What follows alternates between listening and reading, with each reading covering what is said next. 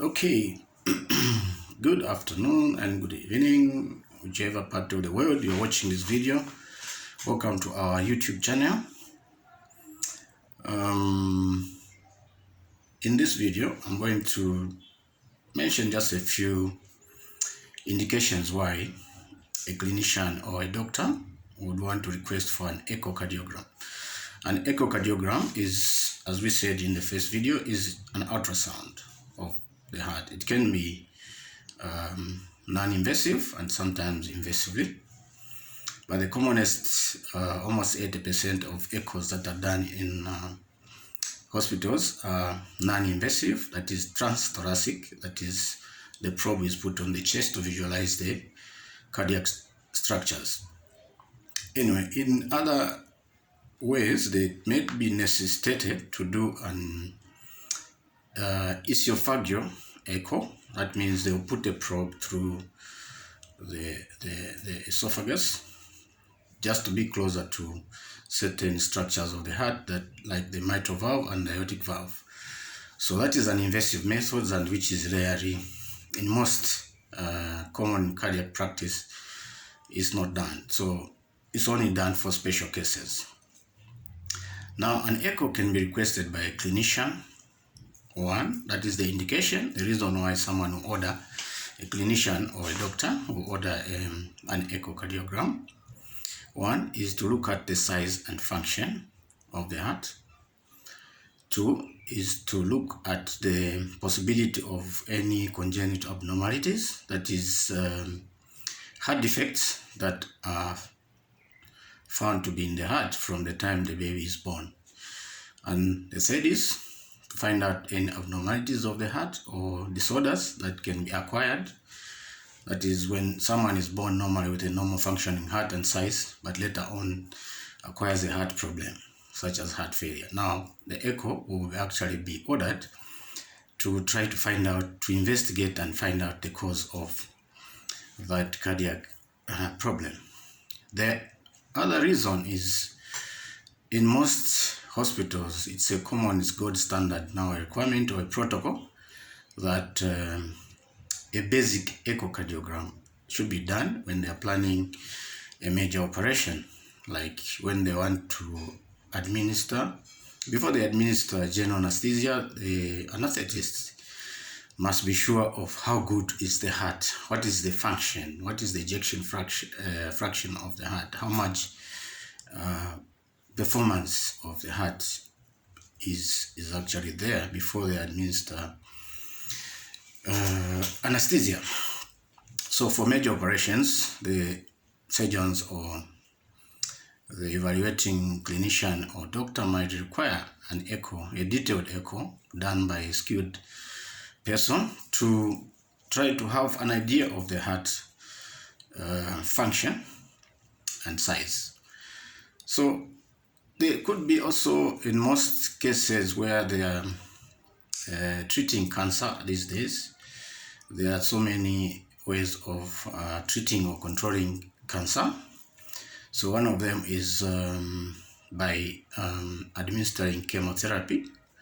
So before chemo, the doctor or the cancer specialist might want to know the function of the heart, because certain cancer drugs are cardiotoxic, so they can cause a damage to the heart muscle, or can worsen a heart problem. So that doctor would want to know how is the state of the heart before we administer any cycle of chemotherapy. So the other reason that an echo can be requested is in an emergency situation. For example, in a road traffic accident where there has been chest injuries, to rule out any internal cardiovascular injury. So an echo, a bedside echo, or in the emergency room can be ordered. Another reason is to follow up heart failure, because we know that heart failure is the inability of the heart to produce a sufficient cardiac output to satisfy the body requirements. So as clinicians are treating the heart failure or the client, they want to see the progress. For example, they want to see whether the ejection fraction, if it was heart failure due to reduce the ejection fraction, is it improving or is worsening? So they have to tailor their medication according to the report that is coming out from the echo study. So those are one of the reasons that an echo can be requested. So we also, of late in sports medicine, it is required that most sportsmen, before they go into vigorous sports activity, we know the basic echo, how good is their heart and function. Because we've seen some players actually collapsing on the pitch because maybe they've been living with a heart problem that was not diagnosed. So it is a protocol now to most, especially footballers and long distance runners, to have a basic echo so that we know how the heart structure and function is.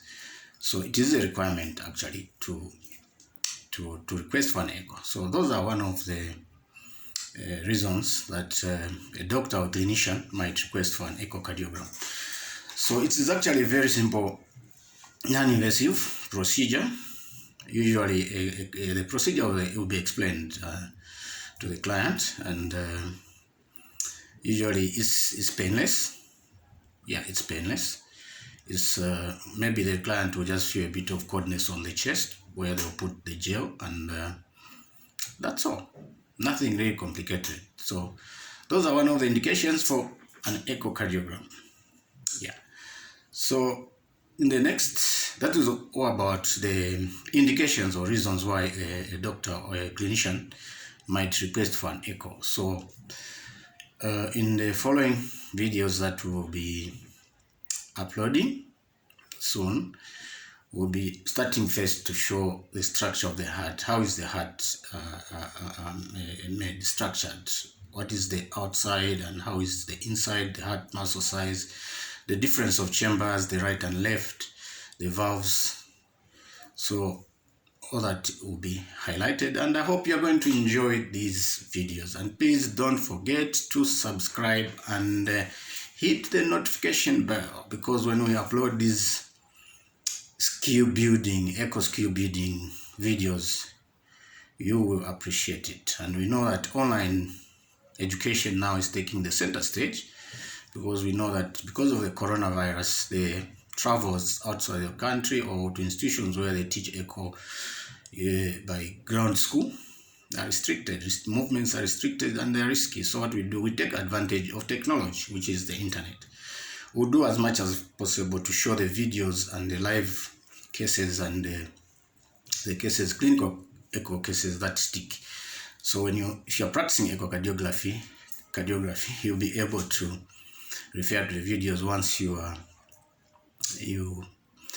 confronted with a request that you should do an echo. You should be able to acquire the echo views, the standard echo views that will allow you to be the first one to spot that cardiac ailment.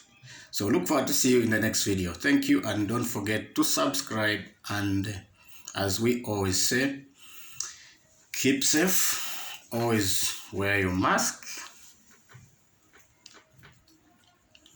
wash your hands frequently, sanitize your hands with an alcohol-based sanitizer. Avoid crowds. Always wear a mask when you go in a crowded place, in a bus, and always please avoid handshakes, avoid overcrowding, maintain social distancing, and avoid unnecessary travel. So we look forward to see you in the next video. Please keep watching. Many great videos and illustrations will follow on this channel that you will like. Bye bye for now.